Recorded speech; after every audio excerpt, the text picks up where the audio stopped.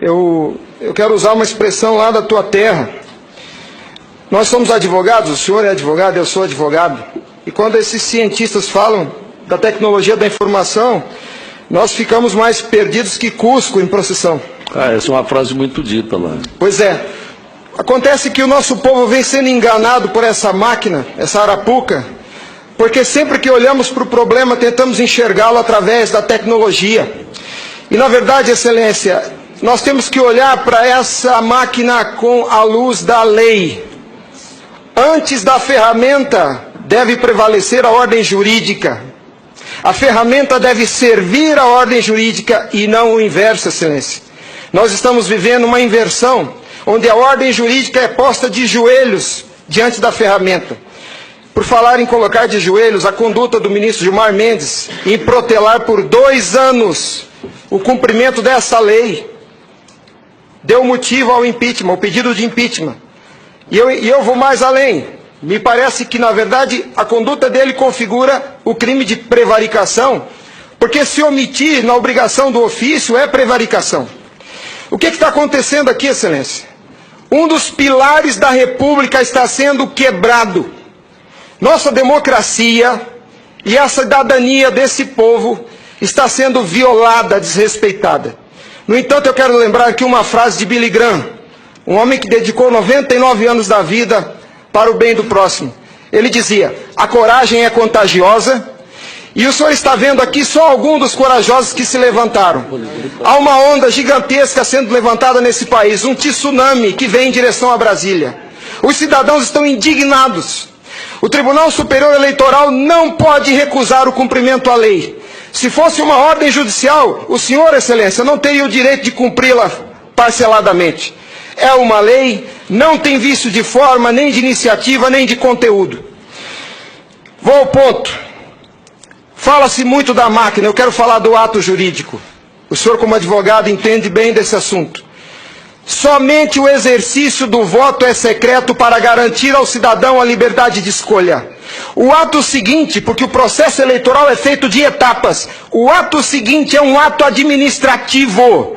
A contagem de um voto é um ato administrativo e se submete a um requisito de validade sob pena de ser nulo, que é o princípio da publicidade. Qualquer ato administrativo deve ser público. Entenda, Excelência, nós queremos auditar o fato jurídico, não é a máquina. Não nos interessa o software nem a máquina, nem antes nem depois. Nós queremos auditar o fato, que por natureza é um evento. O evento se perde, por isso a necessidade de dar corpo físico ao fato da contagem do voto, para que se conheça, para que se cumpra o princípio da publicidade, porque a publicidade é erga omnes, é para todos os cidadãos, não é só para o eleitor que olha no visor. Essa contagem do voto deve ser feita para que todos os cidadãos tenham a oportunidade de fiscalizá-la. E não é a contagem de milhões de votos, é a contagem de um voto, de cada voto é um ato administrativo. E será nulo se não for público. Há vários princípios constitucionais que vêm sendo quebrados desde que essa arapuca foi inventada lá em 97.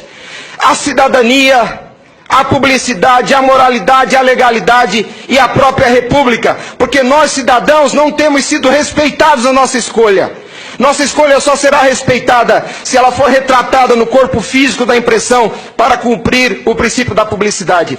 O voto, o exercício do voto é secreto, mas a contagem deve ser pública. E qual que é a artimanha da urna? Ela estende o segredo do exercício até a última etapa. E o sagrado BU, eu vou usar uma expressão de alguém, eu não lembro quem é o proprietário dessa frase. A seita do santo byte tem no altar o BU. O BU não prova nada, Excelência. Quando o BU é imprimido, já houve a contagem dos votos em segredo. A fraude já aconteceu, porque cada voto contado deve ser público. O BU informa ao senhor, Excelência, o total.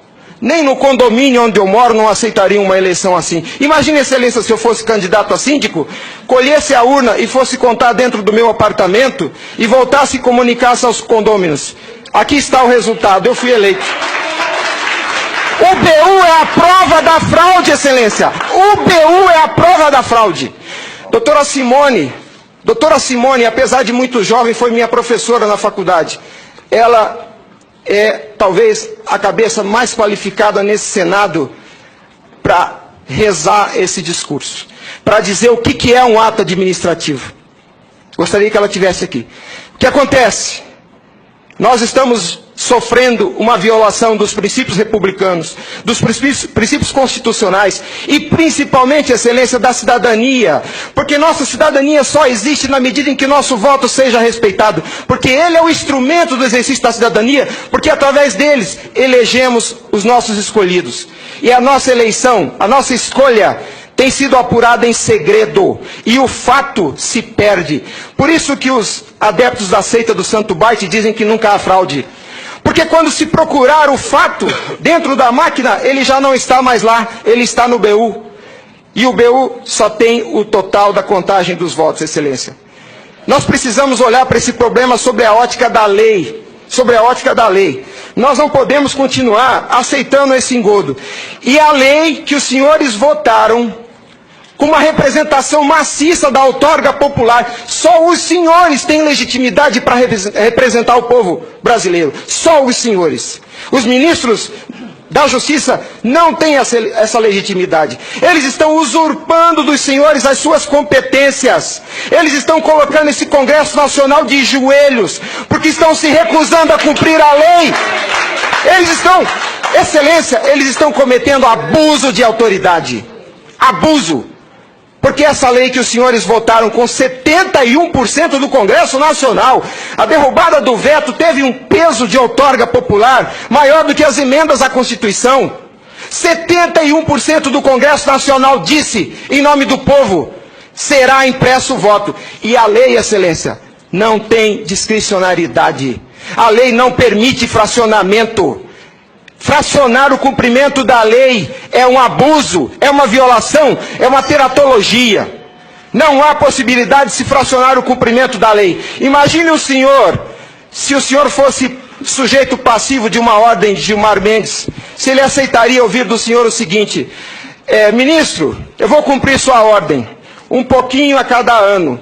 Até 2050, Gilmar Mendes, eu termino de cumprir a sua ordem. Imagina que ele aceitasse isso do senhor. A lei não tem discricionariedade. Não é possível cumpri-la pela metade.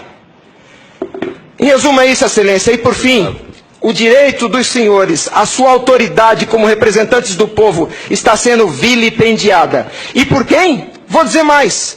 Não é por juízes. Os ministros, quando sentam na cadeira do Tribunal Superior Eleitoral para administrar esse serviço público, que é a eleição é um serviço público, não é jurisdição, não é um ato jurisdicional. Quando eles lá, sentados em seus gabinetes, estão administrando o processo eleitoral, são administradores sujeitos aos princípios constitucionais, como qualquer agente do Executivo. A hibridez da Justiça Eleitoral tem confundido o povo. Mas a competência se dá, a função se dá em razão do cargo, não do indivíduo. Quando eles estão se desincumbindo do processo eleitoral, estão executando ato administrativo, não são juízes. E vejam o absurdo, excelência, um administrador público que por acaso usa toga, se arvoca o poder de desrespeitar a lei que os senhores votaram. Nossa república está à beira do abismo. Se os senhores não se colocarem em pé e defenderem a sua legitimidade da outorga e aceitarem esse abuso de autoridade, acabou a república, excelência. Acabou a cidadania. Então nós somos escravos. Nós seremos escravos se a nossa escolha e a lei que os senhores votaram não for respeitada. Obrigado.